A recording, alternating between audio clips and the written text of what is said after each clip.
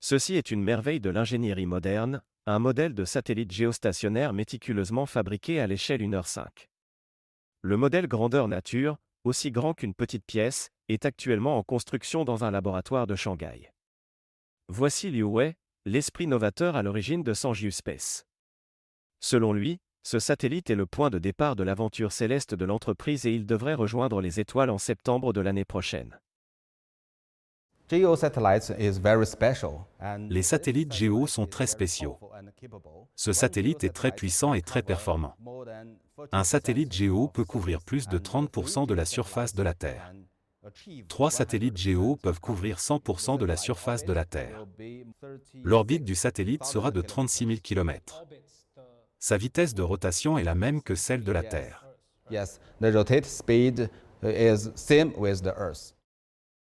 Ce satellite Géo est le premier d'une constellation de 13 satellites prévus par Canju d'ici 2030, avec 4 satellites Géo en orbite haute, 6 satellites MEO en orbite moyenne et 3 satellites XO.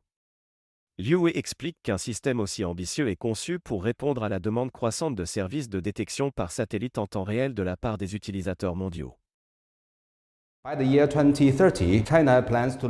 Il y a une demande urgente. La Chine prévoit de lancer plus de 3000 satellites en orbite basse, qui auront besoin de mesures spatiales et de services de communication. En même temps, les fusées qui lancent ces satellites auront besoin de nous pour assurer des services de transmission en temps réel. Le système devrait créer un marché de plusieurs centaines de milliards de RMB. Au cours des dernières décennies, l'industrie spatiale chinoise a formé une génération de professionnels qualifiés. Liu Wei indique que son équipe est composée d'anciens membres de l'équipe nationale. Il a également participé à de nombreux lancements et opérations de satellites en orbite haute. Cette expertise a attiré un acteur de premier plan en Malaisie, désireux de collaborer pour développer les services satellitaires en Asie du Sud-Est. Par exemple, les compagnies minières indonésiennes, elles ont besoin de données pour s'assurer que personne ne vole dans leurs mines, en particulier dans les mines d'or et de nickel. Nous utilisons donc les données satellitaires pour fournir des renseignements. Donc, comment la Malaisie se positionne-t-elle? Nous travaillons avec Sanju. Nous travaillons avec des sociétés mondiales de satellites pour intégrer des données satellitaires afin de les adapter aux applications des différents pays et industries et aux différents usages et objectifs. L'industrie spatiale commerciale chinoise a pris son envol en 2015.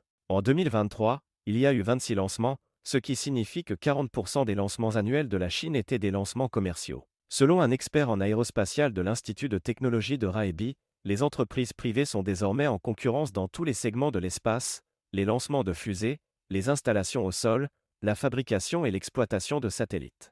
Les entreprises spatiales commerciales ont une gestion agile. Elles ont des chaînes d'approvisionnement spécialisées. Les appels d'offres sur le marché stimulent l'efficacité et réduisent beaucoup les coûts.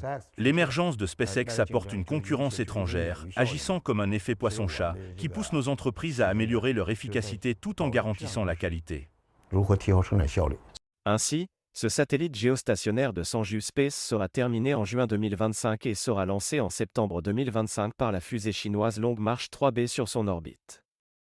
J'ai hâte de suivre ce processus et peut-être de visiter le site de lancement à Xishan dans le Sichuan.